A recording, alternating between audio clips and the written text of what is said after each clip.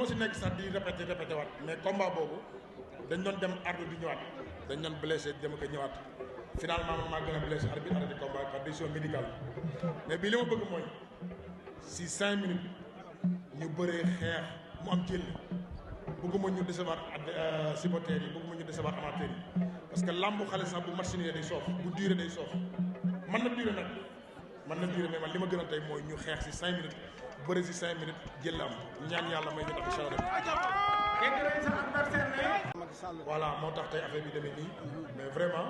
bëggoon nañ mu gën a bëri nii mais nii la ko yàlla tuddee et le 12 incha allah képp ko ratewoon bisu tey bi le 12 ñu ngi lay invité incha allah arène nationale. mais lan nga yaakaar fi nga toll ci li nga xam ne mooy sport ak sa adversaire ku mel ni Tapha Tine ak fi ngeen jaaroon nga nangoo jël revanche heure bii. waaw mais xam nga man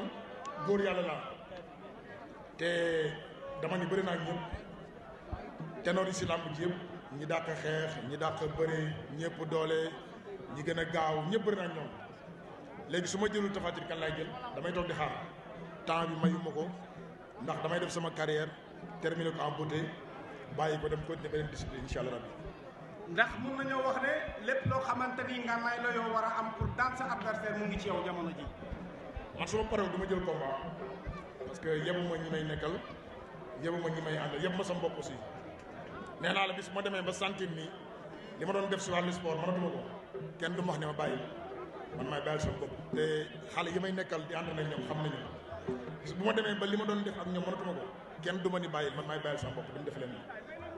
ñu bëri xam nañ ne combat bi nga bëre woon ak Tapha Tine combat bu métti woon la ci yéen ñaar waaye ci yow la gënoon a métti